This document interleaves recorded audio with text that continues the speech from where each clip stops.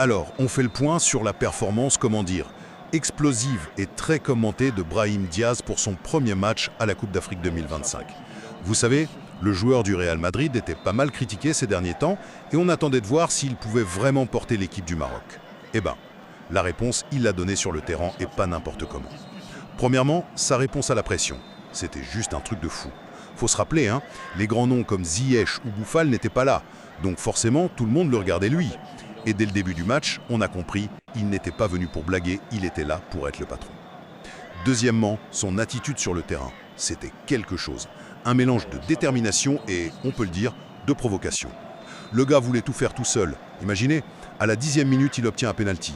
Et là, il va presque se battre avec le tireur désigné, Soufiane Raimi, pour le tirer. Bon, Raimi le tire quand même, et il le manque. Et c'est pas tout. Après ça, Diaz balance un tacle super engagé sur le gardien adverse. Alors, arrogant ou joueur de caractère, à vous de juger. Et finalement, la consécration, le but. Sur un super centre de Noussaïr Mazraoui, il marque enfin et libère tout un peuple, et lui aussi par la même occasion. Il sort sous une standing ovation, il est élu homme du match, bref, la totale.